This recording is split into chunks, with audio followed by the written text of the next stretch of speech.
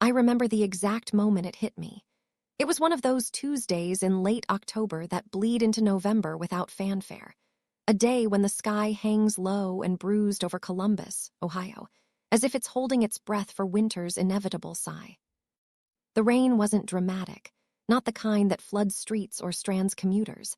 It was a persistent drizzle, the sort that soaks through your jacket collar before you even notice, turning the world into a hazy watercolor of grays and smudged reds from brake lights. I just clocked out from my shift at the public library on High Street, where the air always carried that comforting must of old paper and fresh varnish from the recent renovations. My arms ached from shelving the afternoon rush, mostly harried parents grabbing picture books, a few college kids buried in their theses, and the regulars like Mrs. Hargrove, who came every Tuesday for the latest cozy mystery and a chat about her late husband's war stories. The grocery store was a quick stop at Giant Eagle on my way home. Nothing fancy. A cart half filled with the bare bones of survival. Whole milk, even though I preferred almond, but it was cheaper this week. A box of off-brand Cheerios that promised heart-healthy wholesomeness. A couple of bananas turning just soft enough to bake into bread if I mustered the energy, and that family-sized frozen lasagna from the clearance aisle. The label mocked me with its glossy photo of steaming cheese and sauce, a table implied but not shown, surrounded by invisible loved ones passing the garlic bread. I paid with my debit card, the pin a muscle memory from years of quiet transactions, and pushed the cart out into the lot. The parking space was on the far edge, under a flickering sodium lamp that buzzed like a trapped hornet, far from the entrance's automatic doors whooshing open for more fortunate souls. I loaded the bags into the trunk of my Honda Civic, 2008 model, silver paint chipped at the edges from too many Ohio winters, the interior a faint testament to spilled coffees and forgotten lunches. The engine turned over with a reluctant cough, and instead of pulling out, I sat there. Why? Habit, maybe, or exhaustion. The wipers slapped lazily at the windshield, back and forth, a metronome to my unraveling thoughts. My phone was in the cup holder, a sleek black rectangle that had been silent since my lunch break text to Sarah. Rough day. Wine soon. No reply. Not yet, anyway. I picked it up, thumb hovering over the screen, illuminating my face in its cold blue glow, 38 years etched in faint lines around my eyes, the curly brown hair I'd pulled into a hasty ponytail frizzing from the humidity, lipstick faded from a morning application that now felt like armor long shed. I waited, 1 minute, 2. The rain pattered harder, a soft percussion on the roof. I imagined the notifications that weren't coming, a buzz from Mark, my ex-husband of 6 months, asking if I needed anything from the store on his way home from his new place across town. Hey, Elle, you okay? Saw the weather's bad, want me to swing by? Or Sarah, my college roommate turned sporadic text buddy with her chaotic mom life. Girls spill, kids are napping, tell me everything. Even Emily, my younger sister, 2 hours north in Cleveland with her picture-perfect family. Thinking of you, sis. Call if you need to vent. But the screen stayed dark, a void reflecting my own tired eyes back at me. No one was coming. Not him, not her, not them, not anyone. That truth landed like a stone in my chest, heavy and unyielding. It wasn't the loneliness that scared me. I'd flirted with that ghost before, in the quiet hours after a bad date, or during those pre-dawn insomnias when the world slept and I didn't. No, this was worse. This was the dawning horror that I was utterly, invisibly adrift. If I screamed right then, if the car spun out on black ice into the ditch, if I simply dissolved into the ether, no one would notice. Not right away. The library wouldn't miss me until morning roll call. The grocery bags would thaw unnoticed in the trunk.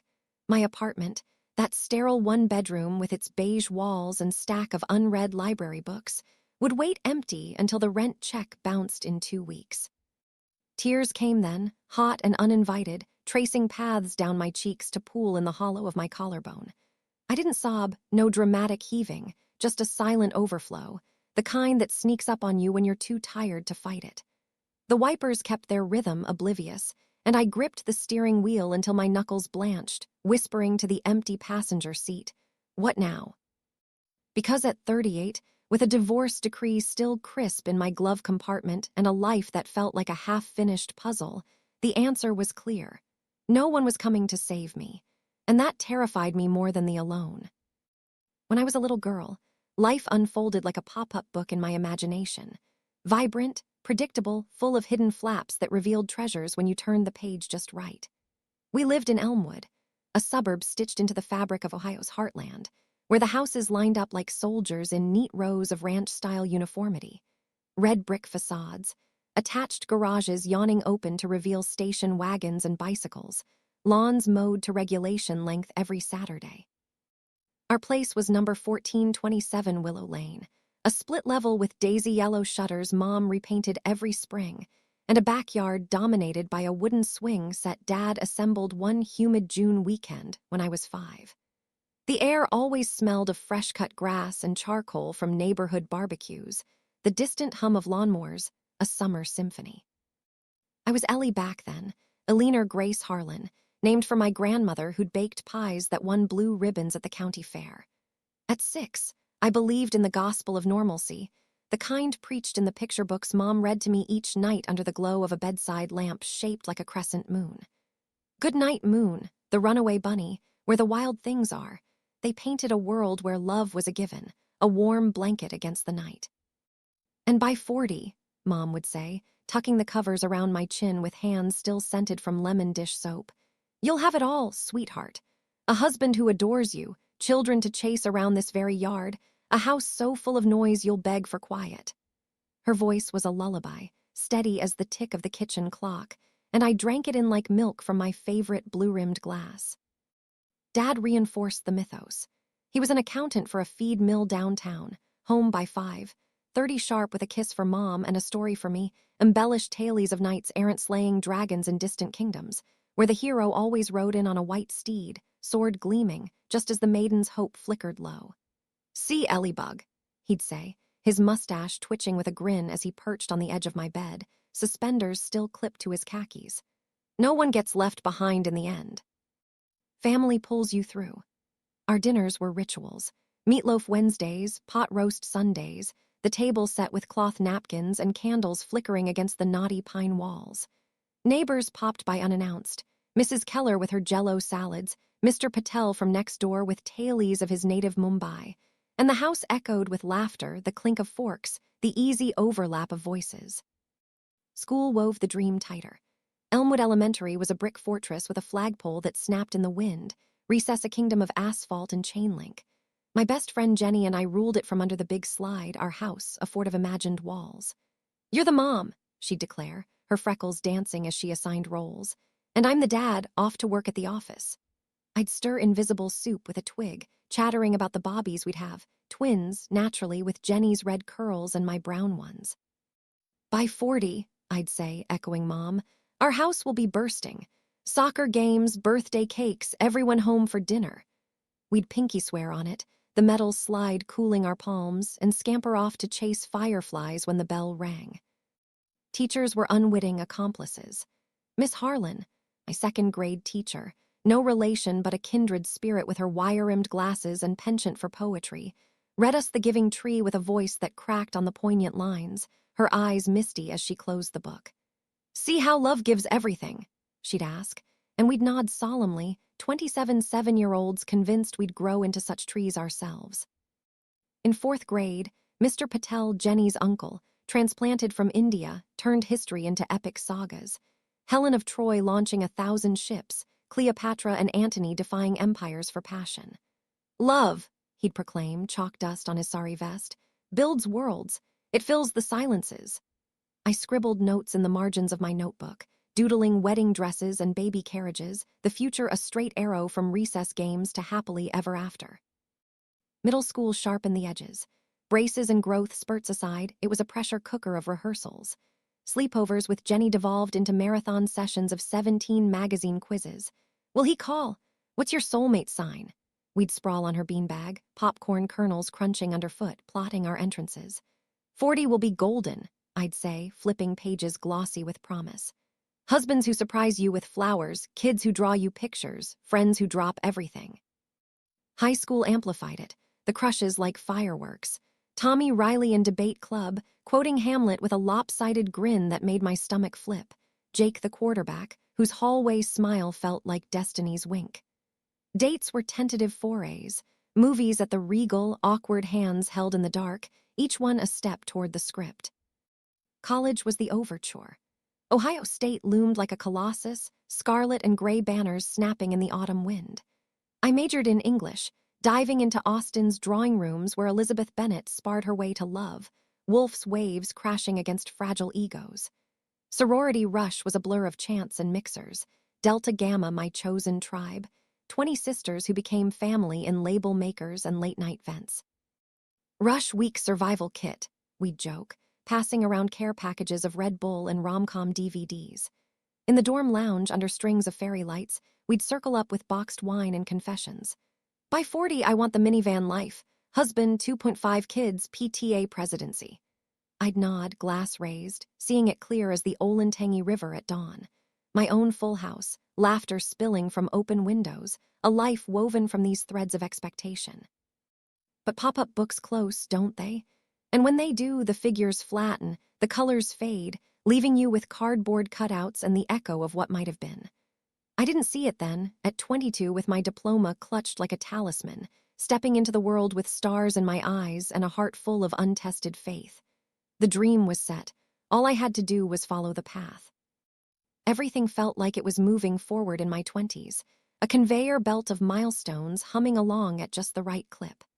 I graduated into a job at the Columbus Metropolitan Library's main branch, starter salary, benefits that included dental, a relief after a wisdom tooth extraction that summer, and the thrill of being paid to live among books. My days were a rhythm of dewy decimals, shelving romances on the second floor, where the air smelled of vanilla candles from impulse buys, recommending The Time Traveler's Wife to heartbroken co-eds, leading story hours for toddlers who arrived in sticky-fingered herds. It wasn't the Pulitzer path I'd half-dreamed in lit seminars, but it was steady, a bridge from co-ed chaos to adulting. Evenings freed me for poetry slams at Caffeine Central, a hole-in-the-wall cafe with mismatched chairs and open mic nights, where I'd recite verses about lost loves and found freedoms, my voice trembling but true. Dadding was a carousel, amusing spins, no commitments. There was Ben, the graphic designer with ink-stained fingers and a loft apartment overlooking the short north. He'd sketch me mid-conversation, charcoaled portraits that captured my laugh lines, but faded when he bilayed after a weekend in Yellow Springs. Then Alex, the law student whose debates over craft beer devolved into pillow talk on constitutional amendments, until his bar exam swallowed him whole. "It's not you," he'd text, the universal cop-out, and I'd shrug it off over gelato with Jenny, now a teacher in Cincinnati. Plenty more rides, right? At 25, invincibility was my superpower. The world was a smorgasbord, and I sampled freely. Weekend hikes in Hocking Hills, gallery hops in the Arts District, brunches where mimosas bubbled like possibilities. Mark entered stage left on a sweltering July afternoon in 2012, at Liz and Tom's backyard barbecue in German Village. The air was thick with hickory smoke from the grill, laughter cutting through the sizzle of burgers, kids darting between legs with squirt guns. I was 26, nursing a PBR in a koozie, chatting with Liz about her latest promotion when he wandered over, tall frame in khaki shorts and a faded Buckeyes tee, sandy hair tousled by the breeze, eyes like worn denim after a long day. "Need a refill?" he asked, nodding at my sweating can, his smile easy, unforced. I handed it over, our fingers brushing, and just like that, the carousel slowed. He was an actuary at Nationwide, crunching numbers for life insurance policies. "I calculate risks for a living," he'd quip. "So naturally, I fell for you." Stable as the Midwest bedrock, with a dry wit that snuck up on you like a plot twist. Our first date was a picnic at Scioto Mile, blankets spread under the willows, cheese and crackers unpacked from a wicker basket he'd borrowed from his mom. We talked for hours, his childhood in Dayton, building model rockets in the basement, my Elmwood escapades, the swing set sagas. "Sounds idyllic," he said, popping a grape. "Me, more explosions than poetry." But there was poetry in his steadiness, the way he listened without interrupting, his hand finding mine as the sun dipped low. 6 months blurred into a proposal on that same stretch of riverbank, October's leaves carpeting the path like confetti. He'd packed a thermos of mulled cider, led me to the pedestrian bridge over the Olentangy where fireflies danced in memory of summer. "Ellie," he said, dropping to one knee on the weathered planks, the ring box trembling slightly in his palm, a solitaire diamond, modest but flawless, catching the sunset's fire. "I want the quiet mornings with you, the rainy Tuesdays, the whole messy life. Marry me?" Tears blurred the skyline, my yes a whisper swallowed by the wind. At 27, it felt predestined, the fairy tale cresting. The wedding was intimate, 50 souls in a vineyard just outside Granville, rows of grapes heavy with autumn promise. Fairy lights draped the arbor like captured stars, my dress a cascade of ivory lace that whispered against my skin, Mom's pearl necklace a cool weight at my throat. Vows exchanged in the golden hour. "I promise to hold your hand through the storms," Mark said, voice steady, eyes locked on mine. Dad's toast choked me up. To Ellie and Mark, may your home ring with the joy we all chase.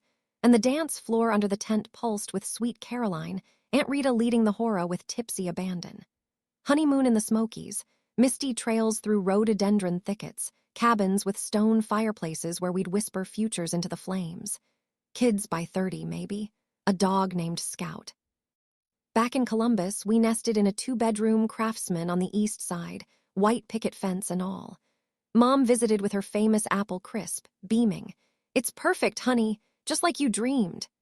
Work hummed, my book club on modern memoirs drawing crowds, Mark's bonuses funding upgrades. A KitchenAid mixer in Robin's Egg Blue, weekend jaunts to Cuyahoga Valley. Game nights with neighbors, Trivial Pursuit marathons where Mark's trivia prowess won beers all around, barbecues spilling onto the lawn, fireflies mirroring the string lights. Sarah, visiting from her new mom gig in Pittsburgh, snapped a photo. Us on the porch swing, wine glasses tilted, captioned couple goals on Facebook. Likes poured in envy-tinged comments. Living the dream. Safety was his gift, wrapped in reliability. Mornings he'd leave notes on the Keurig. "You make ordinary extraordinary, coffee's hot, love M." His script neat as his spreadsheets. Arguments, rare diffused with takeout tie and apologies over the office reruns. Intimacy was a gentle current, not rapids, familiar caresses in the dark, his breath warm on my neck. I folded his pressed shirts on Sundays, the dryers hum a hymn, thinking this is it. The embers of adulthood glowing steady. Happiness, I convinced myself, wasn't fireworks but this. A hearth tended, a life insured against chaos. The 20s carousel had stopped, I'd stepped off into permanence. Yet embers need stoking, and hours gathered dust unnoticed. The quiet crept in like fog off the river, mooting the colors I'd once seen so vividly. In my early 30s, the quiet settled like frost on a window pane, not the sparkling kind that invites finger tracings of snowmen, but the insidious layer that blurs the view, turning the outside world into a ghost of itself. It started small, innocuous. A glance across the breakfast table where Mark scrolled emails while I sipped coffee, the New York Times app open but unread. "Busy day?" I'd ask, stirring oatmeal. "Yeah, quarterly close," he'd murmur, thumb flicking. Fair enough, his world of actuarial tables demanded focus, mine of story hours and interlibrary loans less so. But the exchanges shortened, sentences clipped like hedges trimmed too severe. By 31, dinner conversations had devolved into logistics. We'd perch at the kitchen island, me chopping veggies for stir-fry, him loosening his tie, reciting the week's script. "Bills due Friday, want me to handle the cable?" "Sure, oh, and we're out of half and half." Weekend plans sketched in broad strokes. "Farmer's market Saturday, or that new trail by Alum Creek." Never the depths. What fear clawed at you in the boardroom's fluorescent hum? What dream flickered behind your risk assessments, Mark? The one you shelved for stability. And me, did he sense the itch under my skin, the whisper that the library's walls, once a wonderland, now felt like a well-tended cage? The discomfort bloomed in the evenings, post-dinner inertia on the couch. Remote in hand, he'd navigate Netflix's endless scroll. "Action, rom-com?" "Whatever you pick," I'd say, curling into the throw pillow, my book abandoned on the ottoman.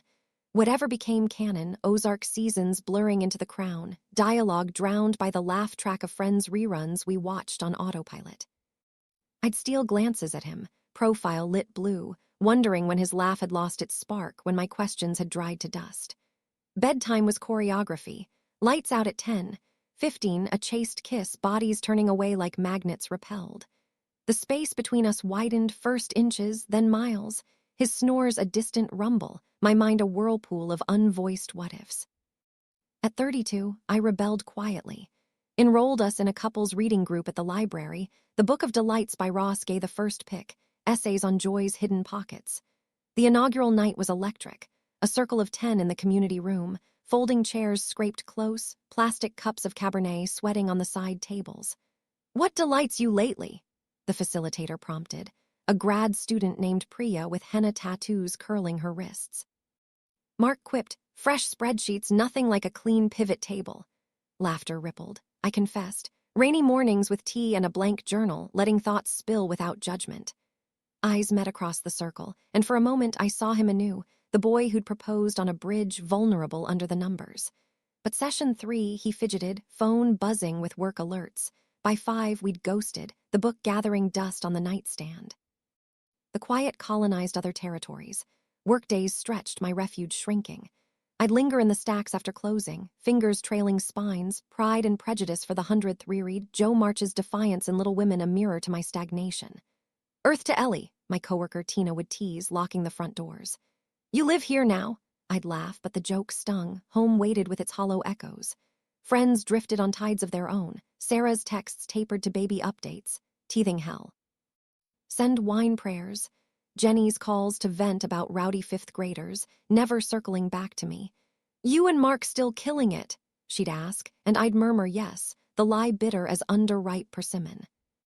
33 brought a sharper edge. A solo weekend in Chicago, Mark's conference overlapping my whim for the Art Institute, Monet's water, lilies a blur of light I envied. Wandering the loop alone, hot dog in hand from a street vendor, the anonymity thrilled. No schedules, no small talk, just me and the city's pulse. Back home, unpacking in our bedroom with its king quilt neatly tucked, the thrill soured to ache. "Missed you," he'd say, pecking my cheek, but his eyes skimmed the suitcase for his forgotten cufflinks. That night, rain lashing the panes, I lay awake tracing ceiling cracks, the fan's blades chopping darkness. Lonelier with him than alone. The phrase slithered in, coiling tight. Alone, I'd raged at bad dates, wept over rejections, reinvented with midnight baking frenzies. Here in this shared bed, I was actress in a play gone stale, lines memorized but soulless. 34 crystallized it on a nondescript Tuesday. Mark texted late. Client dinner, home by 9. Leaving me to solo supper at the island, fork scraping lo mein from a carton, the TV murmuring weather forecasts. The house sighed around me, pipes groaning in the walls, fridge humming its lonely aria. I poured Merlot, swirled the garnet liquid, scrolled Instagram's relentless scroll. Jenny's classroom holiday party, Sarah's ultrasound glow, a high school acquaintance's vow renewal in Tuscany.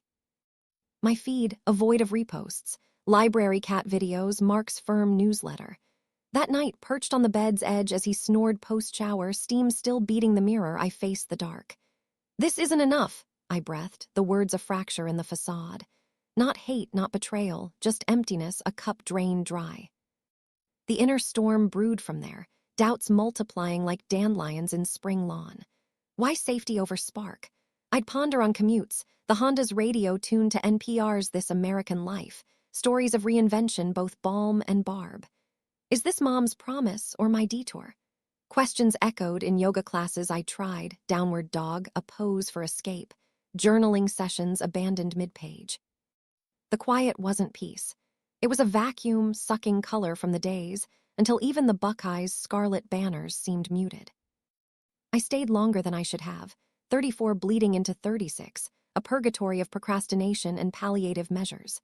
Leaving, it loomed like public execution. The family Christmas where aunts clucked tongues over pie, divorced, but you seemed so solid. Failure's brand, hot iron on flesh. Starting over, a clownish rewind to 20-something fumblings, swiping right on apps with bios screaming midlife crisis, unpacking solo in a rental that smelled of previous tenants' curry. And the siren song of self-deception. This is adulthood, Ellie. The grind, the give, someday it'll bloom. The lie was flannel soft, wrapping me against the cold blast of change. We patched with therapy, 6 sessions under Dr. Hale's watchful gaze in her Victorian office, bookshelves groaning with Freud and framed watercolors of serene landscapes. She was mid-40s, wire glasses perched on a nose freckled from summers past, her voice a gentle probe. "What do you need to feel seen, Alina?" Mark leaned forward, sleeves rolled, earnest. "More date nights. I get buried in work, bad habit." I'd nod, adding deeper talks, not just the surface. Sessions unearthed bones. His father's emotional drought, leaving Mark's affections rationed like water in desert. My girlhood blueprint, love as abundance I'd force-fit into scarcity. "You're both grieving ideals," Dr. Hale said once, tissues box past like communion wafer.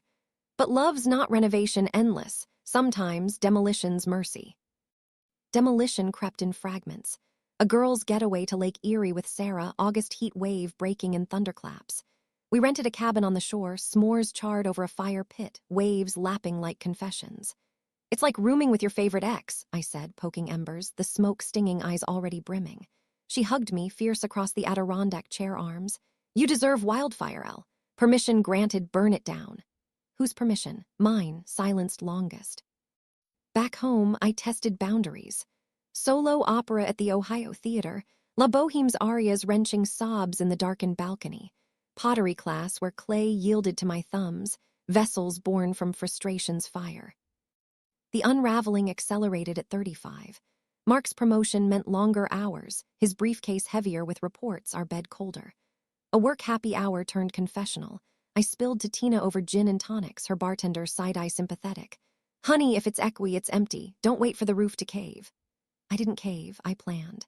Consulted a lawyer friend from college, her office smelling of leather and lemon pledge. "No-fault state, Ohio, irreconcilable's your friend. Assets 50-50 if no kids." The word "no kids" hung, a ghost at the feast, years of not yet stretching to never. Divorce unfolded not in flames but embers. Mediation in a strip mall suite, fluorescent buzz overhead, coffee bitter in styrofoam. House to him, his tenure tipped scales. Civic to me, my library commute. Savings halved like a pie divot in dim light. No vitriol, just signatures, mine shaky on the dotted line, his steady as ever. Court day, a quick gavel in probate division, the judge's robes swishing like final curtain. "It's done," he said outside, rain spitting from gray skis, his hand extended. I shook it, palm clammy. "Best to you, Mark, truly." Drove home, our home no more, to the apartment I'd leased sight unseen. One bed in Victorian Village, peeling wallpaper in the hall, alley view through gauzy curtains. Loneliness morphed post-dissolution from draft to deluge. The space echoed, footsteps too loud on hardwood, fridges hum a roar in silence. Friends, orbiting satellites pulled by gravity elsewhere. Sarah's texts, "Kids flew, coffee next month." Next month became 2, then nada. Jenny called quarterly, her voice bright but brief. "How single life, met anyone?" Lies flowed easy. "Swamped but good." Family. Mom's emails brimmed recipes. Divorce casserole, layers of comfort. Calls veering to setups. The Andersons' boy, Tom, divorced too, great with tools. Emily's visit, chaos of sippy cups and tantrums, her hugs airbrushed. "You're resilient, sis, bouncing back." Resilience, a mask cracking at edges. 37 was siege. Work a blur of reference desks and returns. Evenings TV dinners microwave to plastic steam. Podcasts on serial killers a grim companionship. Dating apps beckoned, Bumble's swarm of profiles, bios promising adventure buddies or Netflix and chill, but swipes soured to cynicism. Coffee with Dave the engineer, stilted talk of craft brews, his eyes on the door. "Call me," he said, ghosts followed. Weekends elastic, laundromat's chemical tang, river walks where joggers paired off, my solitude a neon sign. The quiet, no longer foe but mirror, reflecting a woman fractured but functional, gathering shards. Then 38, that parking lot vigil. Lasagna congealing, phone inert, tears carving canyons. "If I shattered now," I gasped to the dash, fragments unseen till late. Mark, dadding Lisa from HR, blonde Bob, yoga posts on LinkedIn, a tagged photo at trivia night I'd liked from numb politeness. Sarah, emojis for empathy. Emily, her last ring, promotion gloat, my fine and footnote. Terror gripped not isolation but erasure. Who was Ellie sans spotlight? Wife, daughter. The queries clawed, demanding reckoning long deferred. But in that car's cocoon, rain a veil, the terror fissured light. A crack in despair's dam, spilling not more dark but dawn, raw, radiant, self-forged. I ceased the vigil. No rescuers awaited, no saviors scripted in stars. The vacuum, invitation to fill freedom's fierce gasp. Homeward bound, bags dripping, I unleashed. Sobs racking the apartment's thin walls, grief a torrent sluicing year's dams. Tissues avalanche on the thrift store coffee table, I seized a notebook, spiral-bound relic from OSU, pages yellowed, and interrogated the blank. What do you crave, unscripted? Yearning surfaced, tentative then torrent. Words as weapons, mine-hewn novel of midlife mutiny, poems pulsing pulse. Wanderlust, Rocky's jagged teeth, not riverbank rambles. Bonds bone-deep, souls seeing scars, staying sands chains. Solitude sanctified, dawn journals, coffee's steam-curling queries. 38's tale didn't mend, it mandated mastery. Birthday, bakery cake solo, vanilla frosting sweet solitude, mom's call detouring to nice widower at church. But agency bloomed deliberate. Quit the library, notice polite, heart-pounding, enrolled MFA online, first seminar on voice of voltage. Write the unsayable, Prof urged. Evenings alchemized, desk lamps halo, keys clacking confessions. Quiet's not void, vault for visions. Outreach mended rifts. Sarah coffee kid-free. Lost in limbo, I poured over cappuccinos. She mirrored tears. Motherhood's maze too, you're forging fierce. Emily Redux, Pinot and pajamas dissecting splits, stalled aspirations. Blank slate's bliss, she toasted, glasses chiming. Tribes reformed, deep dive book club on department. Of speculation, hikes where blisters birthed buddies, Leela the marathoner, venting corporate cages, Theo the photographer, framing fractures as art. Romance, forays fanciful, no nets. Coffee with poet Reese, tattoos twinning forearms, Neruda murmured over pad thai. Love's wilder poststorm. Sparks, sands rush. Solitude schooled. Concert seats empty but electric, Verdi swelling soul. Road trip to Asheville, windows down, indie folk anthems, Blue Ridge coils unspooling knots. 39 recast the lot as legend, itch scar faint. Iceland solo. Geysers geysering fury pent, geothermal pools thawing frostbite heart. Stateside, submissions surged, slips stung, nods ignited. Chapbook acceptance, poems in ruminate. Apartment alived. Shelves sagging sonnets, succulent sunning sills, postcard corkboard from pen pals procured at writer's retreat. 40 dawned unheralded. Balcony brew, city yawning below, mirror's gaze, silver-shot curls, crow's feet etched earned. Not failure's face, but phoenix, risen, responsible. House, unfull, perhaps ever yet resonant, my mirth, my musings, my unbowed. Now I ponder, solitude the supreme scourge or stasis in stale salvation's worse. That drizzle epiphany lingers, night's voids, 3 a.m. doubts dirge, yet bestows boldness, self-salvage's sharp grace. Life's not populous but profound, probes persistent in pacts, passions pursued, heart hefting its load. Ever grasped, no night neared. Phones hush, thresholds hush, verity's plummet pondward. Recount, did it rend or reinforce? Your yarn, in yarn spinning we weave mutual mana.